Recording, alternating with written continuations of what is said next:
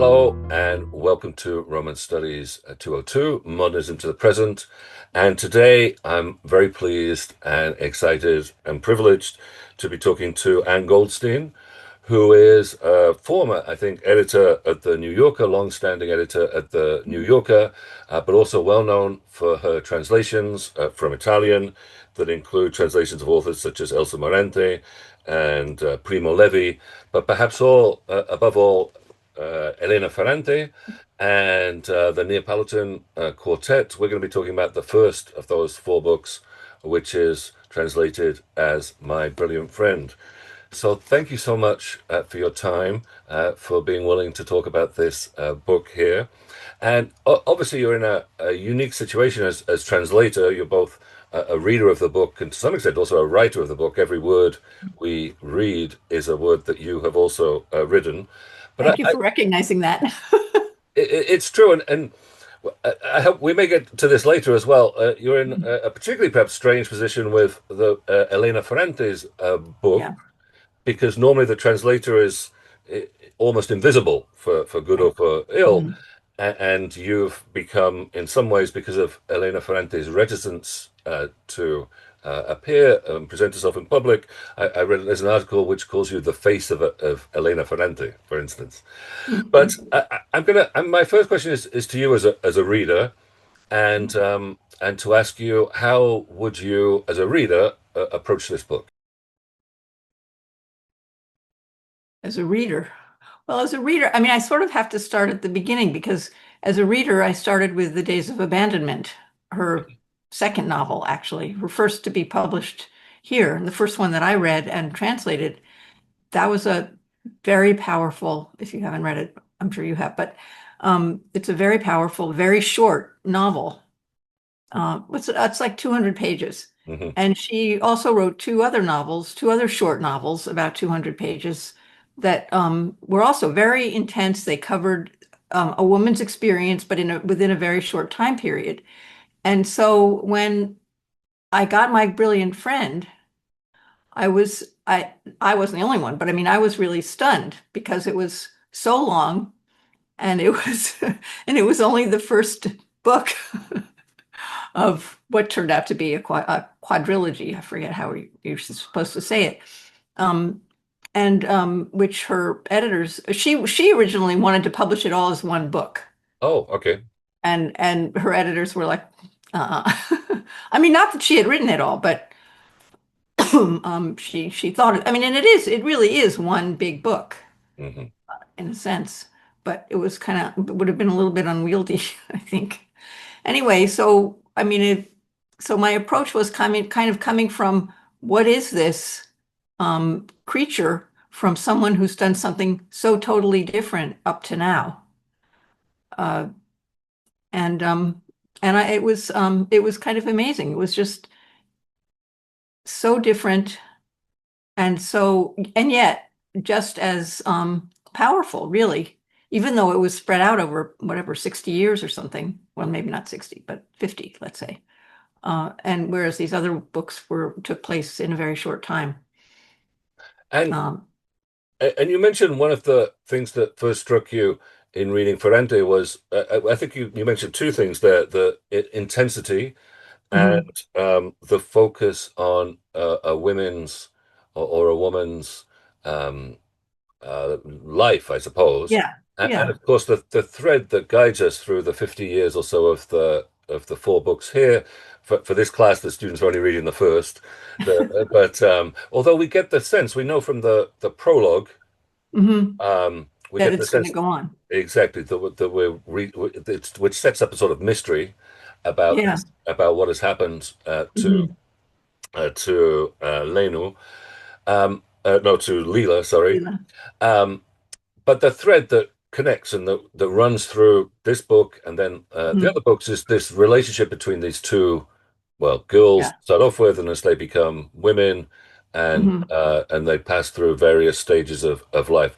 I wonder if you could talk a little bit about that relationship between, well, the narrator, Elena Lenu, and her friend, Lina or Lila or Raffaella Cerullo, and how you see that again, perhaps particularly in this first volume. Well, I mean, obviously, as you said, that's what the story revolves around, the relationship between the two girls, women. Um, but a lot of it takes place separately. Not so much in the first book. In the first book, they're mostly they're together, and it's a relationship that I wouldn't say it evolves. I would say it just continues to go back and forth between really, you could say a love and hatred, and yet the sense that they can't do without each other.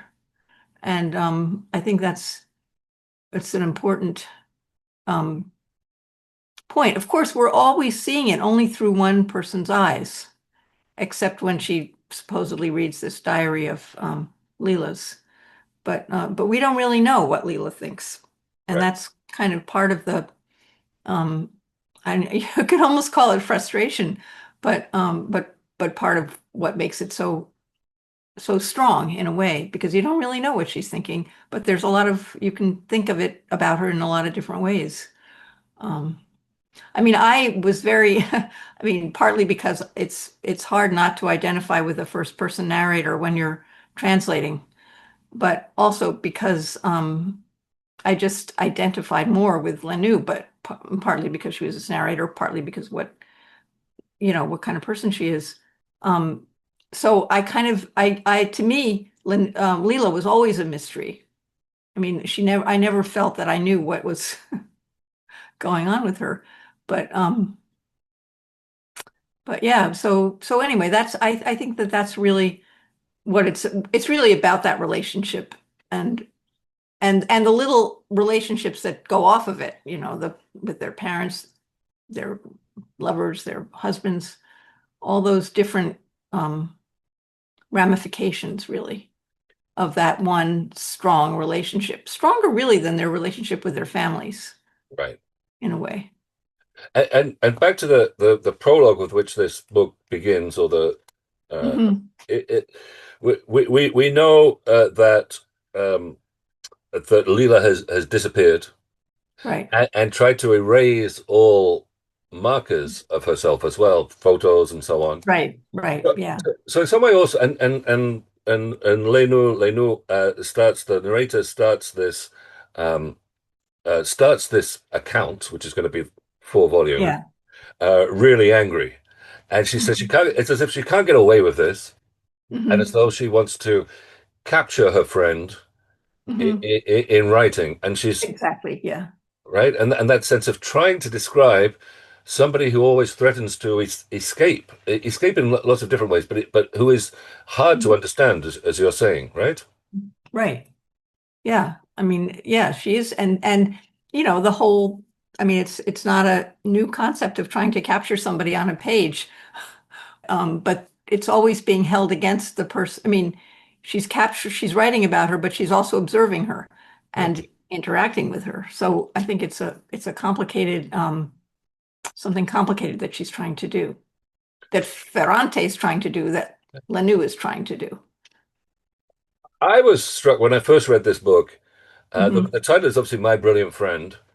And for much of the first, again, this book I'm talking about, the first volume now, just for Yeah, yeah, sure. the time being. And for much of the time, it seems obvious, or it appears obvious. Hmm. Typically, it's my brilliant friend is in the first person, and that Leela is brilliant Uh-huh. in so many ways Yeah. because she learns to read on her own and so on. She's obviously a force of nature. Um, Um, but in fact, when the phrase turns up, hmm. it is Leela who's calling Lenu, the narrator, the brilliant Yeah. friend. And that suddenly turned everything around for me, at least, Uh-huh. as to the way in which, um, yes, I suppose we don't know what Leela thinks, but we do hear her speak. And when she Yeah. called, what would you say about that title and that turnaround moment, almost at the end of the novel? It is kind of startling, but at the same time, it shouldn't have been so startling Uh-huh. because of the constant turnarounds in the relationship. I mean, it's true. Lanu is always trying to catch, or feels that she's always trying to catch up to Leela. But then, she has these moments where she's she's the stronger one. I mean, if you want to put it that way. I mean, that's kind of simplistic, but you know what I mean. I mean, she's she's doing better. Right.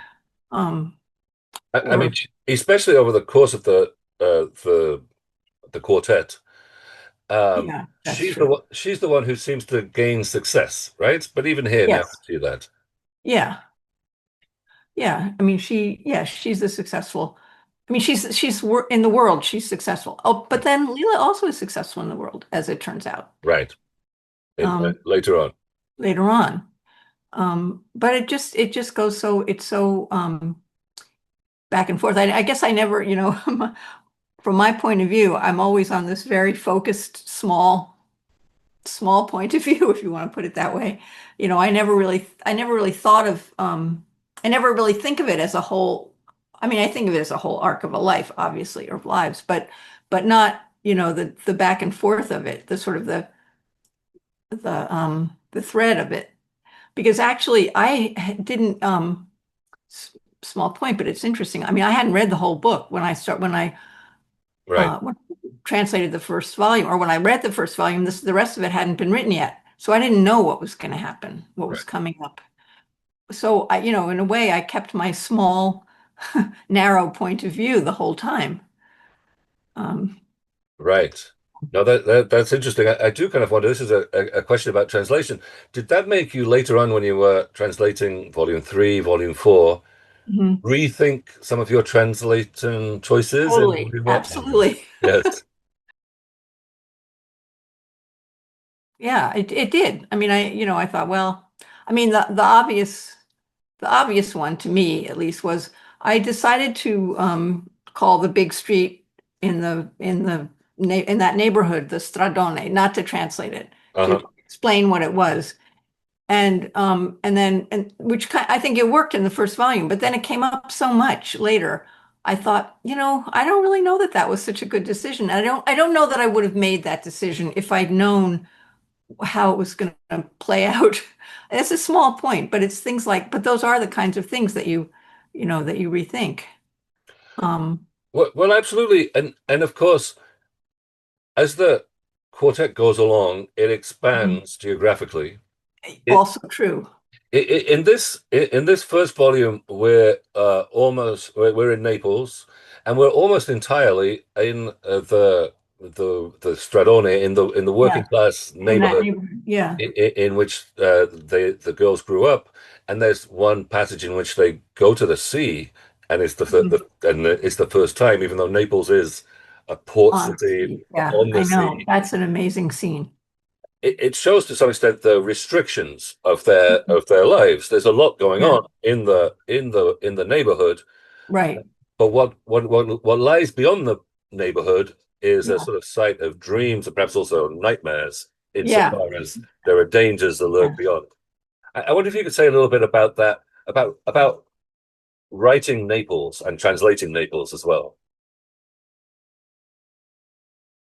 Well, Naples is a complicated place.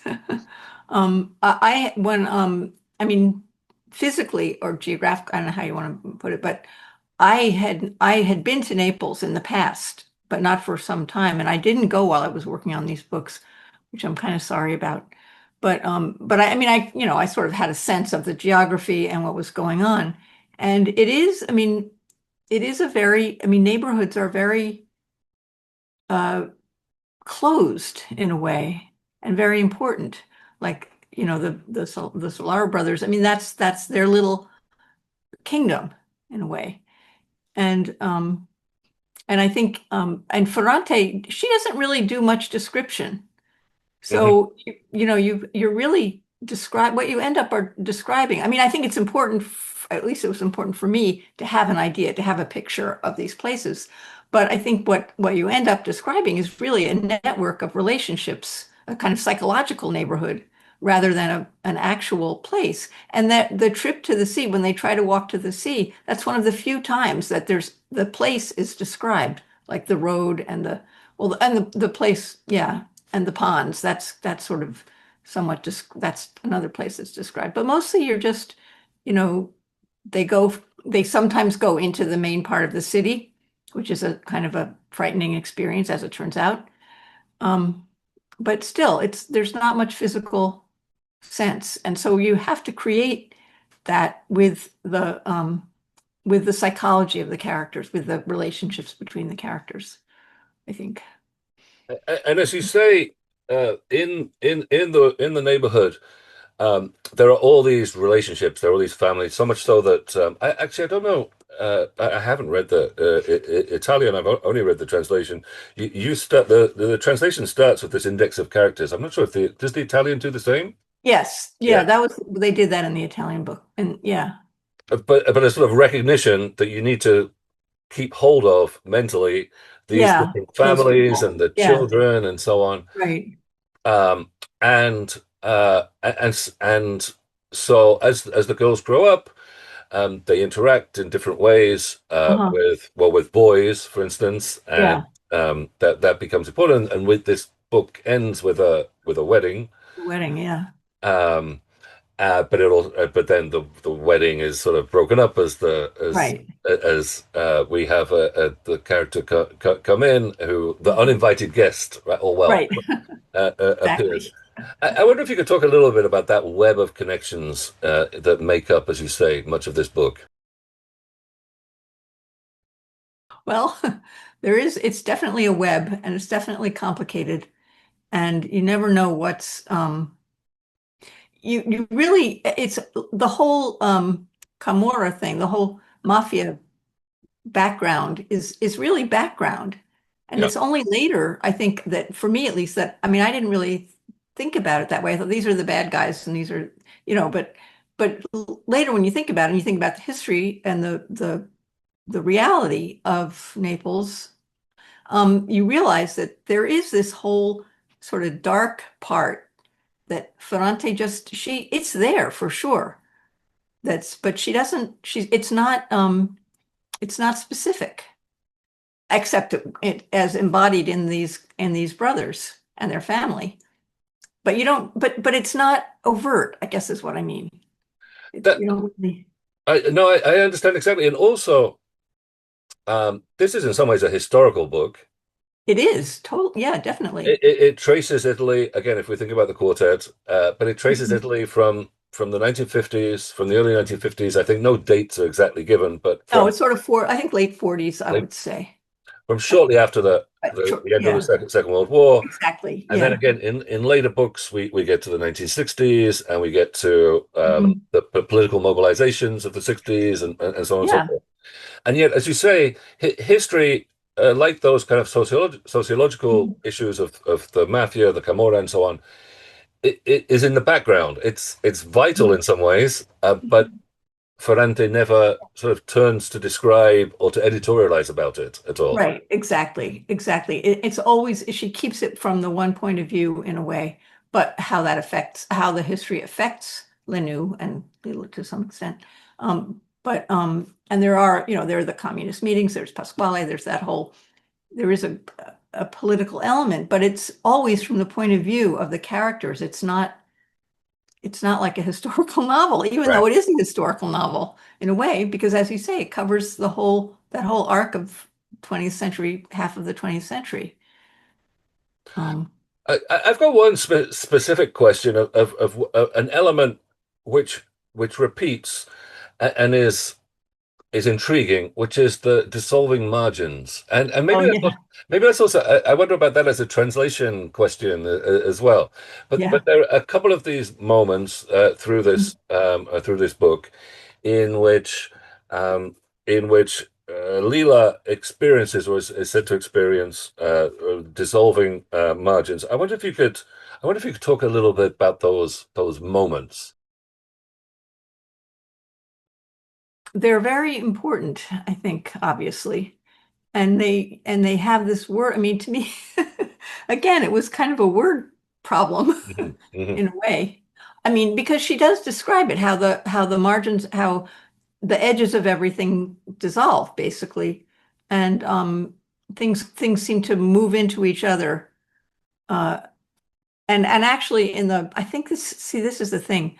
The second book, I think, is where the earthquake happens, Mhm. and where it's much more specific. The concept is developed in a more specific way, but it's clear. And and how you describe that is is is difficult. I mean, it's difficult. In Italian, there's a word. I mean, it's sort of a made up. It's not really a made up word, but it's sort of made up in that context, smarginatura.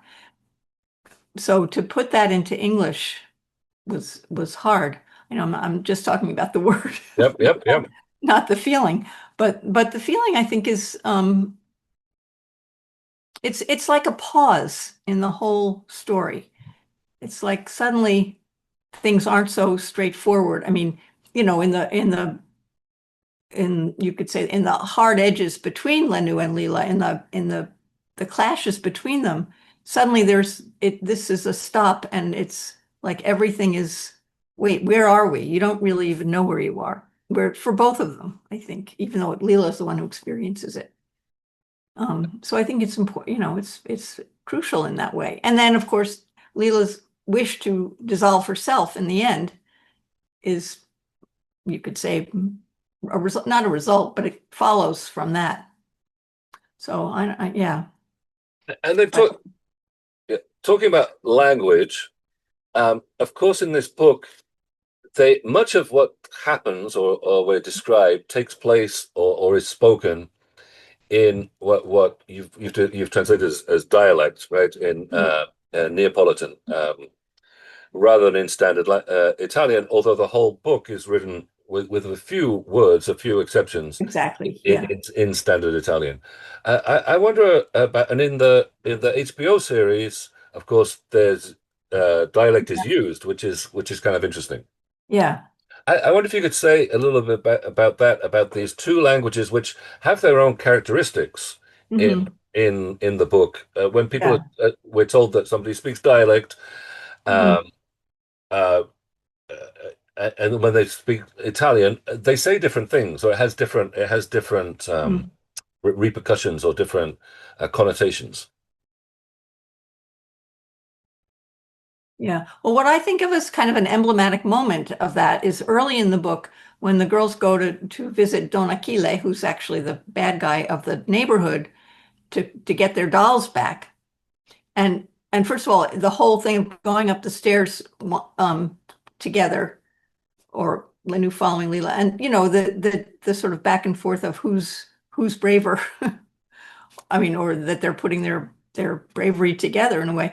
But when they get to the top and they speak to Don Achille, and then uh, the parting words are spoken by Lenu, and they are in Italian after this whole dialogue has been in dialect, and it's like she's saying, I'm not one of you, and this is I'm dividing myself now.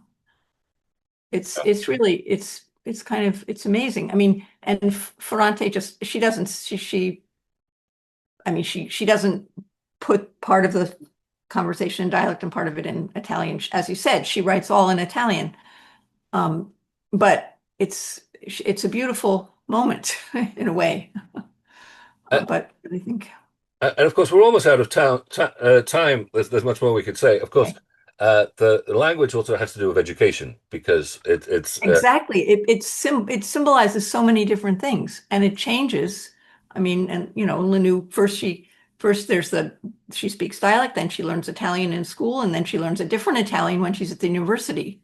She finds that her school Italian is useless or pathetic in some yeah. way. So, and it's really, and then when she gets involved with her in-laws, it's different again. So it's complicated. It's just like another set of hierarchies and relationships. Let me close with just a couple of questions about your role as a translator. Um, was this something that came to you, or is this something that you put in for, as it were? I wonder how What? that worked in this particular case. As I said earlier, the first book was that the publisher, Europa Editions, it was they were just debuting as a publishing company in America. It's an Italian publishing company, Edizione EO. And the first book was The Days of Abandonment, and they did ask about 5 people to do samples. Mhm. So this was a contest I won, which I was really glad about because I was like this. I was really desperate to do this book. And so once I started doing Ferrante, I stayed with it. And so this was, it was sort of naturally came to me. And as I think I mentioned at the beginning, because of Ferrante's own reticence to appear, Yeah, and the fact that Ferrante the name is a pseudonym, you have a certain visibility again as a right. translator. How do you feel you are called upon to speak for Ferrante? I mean, you do. That's what a translator does to some extent. It speaks for Yeah. the author they are translating. Yeah. Well, of course, in this case, it was a little bit more extreme Yes. to be speaking for the author or in the place of the author who wasn't going to speak. I first of all, when it first started happening, of course, it really surprised me because I didn't think that was part of the job, Hmm. but it turned out to be part of the job in a way. And I always try to make it clear that I can't speak for the author. I mean, I'm not the author. I can't answer a question about, how did you think up this kind of thing, or a real author question, but I can speak about the book or about the books. But it was complicated and as I say, it was kind of surprising. But I felt that it was important too. For 2 reasons. I mean, one, because I think the books are really important and really good, and everybody should read them. But I also felt that it was important to bring attention to the translator. I mean, felt that I was speaking for all translators, really, in bringing forward the fact that the book you're reading, and that's why I was so pleased when you said these are your words. I was like, you know, um, this book was written by a different person. I mean, the words are those of a different person, not the author, but of the translator. And I don't want to over exalt the translator, but there is this person through whom you are reading this book. So I guess I thought it was important to make that effort. That seems like a perfect place to end. Thank you so much for your Thank you. time and thoughts on this fantastic book, which you have made available to those of us who don't speak or don't read Italian. Thank you so much Okay. for that. Okay. Thank you.